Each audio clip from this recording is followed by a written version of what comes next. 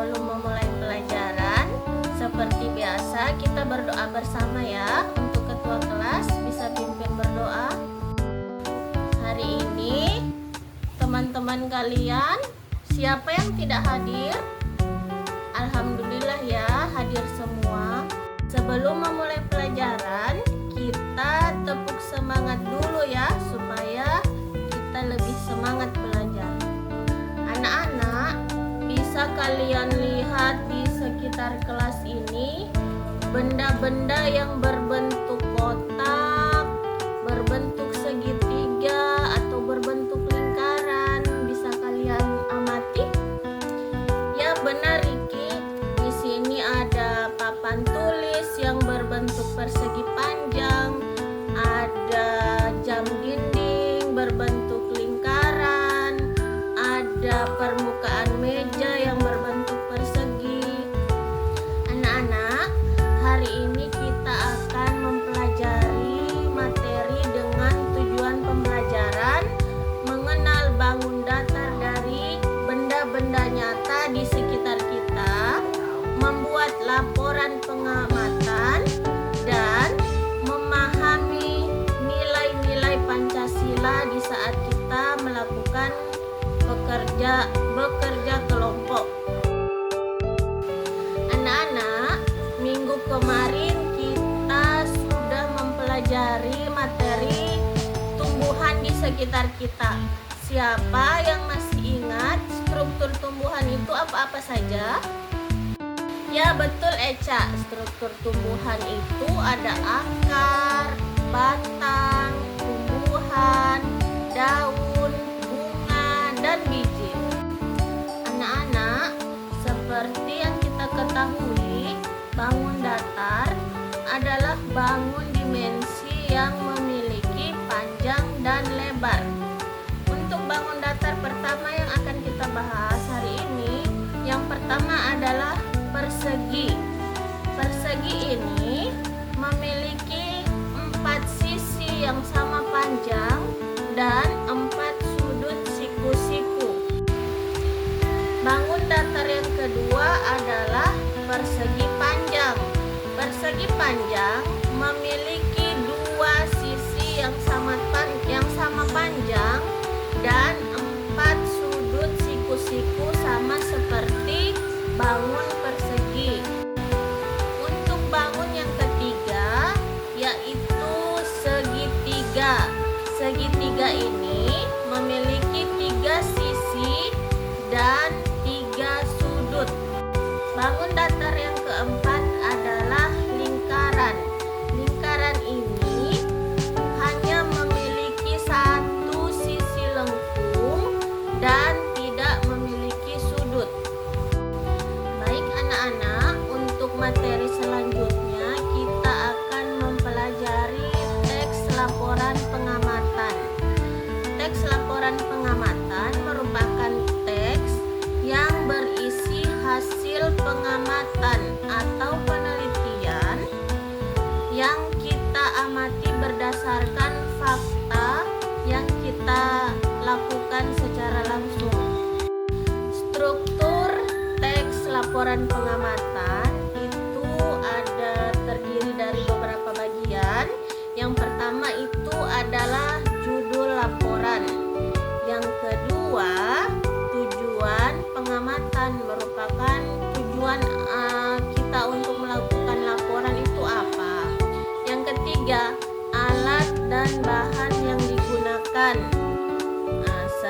Untuk melakukan pengamatan, kita menggunakan alat dan media serta bahan yang akan digunakan. Setelah itu, kita menulis langkah-langkah pengamatan dan hasil pengamatan dari data atau tabel yang kita buat.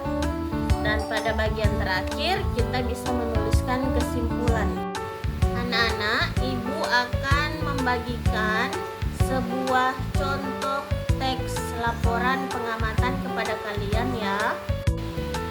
Pada kegiatan pembelajaran kali ini, Ibu akan membagi 2 kelompok, masing-masing kelompok terdiri dari 5 orang, di mana tugas kelompok ini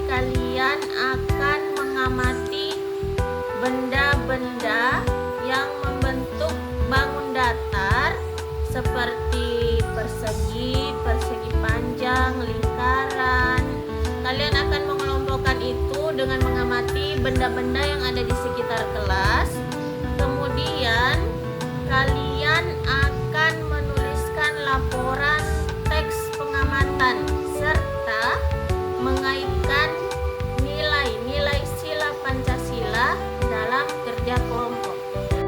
Anak-anak, pada kegiatan pembelajaran hari ini maupun kegiatan berdiskusi kelompok, kita bisa mengaitkan semua kegiatan-kegiatan yang kita lakukan dengan sila-sila Pancasila. Seperti pada sila pertama untuk ketuhanan yang Maha Esa, kita bisa melakukan kegiatan berdoa di awal pembelajaran dan di akhir pembelajaran, serta rasa bersyukur kita karena Allah sudah memberikan kita kesehatan dan kemampuan berpikir untuk melakukan pembelajaran hari ini. Kita juga dapat mengambil nilai dari sila Pancasila yang keempat dengan kebersamaan untuk mengerjakan diskusi kelompok, serta kita menghargai pendapat-pendapat teman lain di dalam berdiskusi. Dan untuk sila yang kelima, kita dapat melakukan pembagian tugas kelompok secara adil. Kita bisa bertanggung jawab mengerjakan tugas kelompok secara mandiri dan secara jujur. Baiklah anak-anak, untuk kegiatan kelompok hari ini kita akan mempresentasikan, masing-masing kelompok akan mempresentasikan hasil pengamatannya di depan kelas ya. Oke anak-anakku sekalian, kalian sudah mengerjakan tugas diskusi kelompok ini dengan baik semuanya. Anak-anak, setelah kita mempelajari bangun datar, kalian bisa menyebutkan bangun datar apa saja yang paling banyak terdapat di dalam kelas ini. Ya, betul anak-anak, berdasarkan pengamatan yang kalian lakukan, benda-benda dengan bentuk bangun datar persegi panjang yang paling banyak kita temui di kelas ini ya, seperti papan tulis, buku tulis, pintu. Baiklah anak-anak, kesimpulan yang bisa kita tarik dari pembelajaran hari ini adalah bangun datar memiliki ciri-ciri dan sifat khusus serta bisa kita temukan di dalam kehidupan sehari-hari.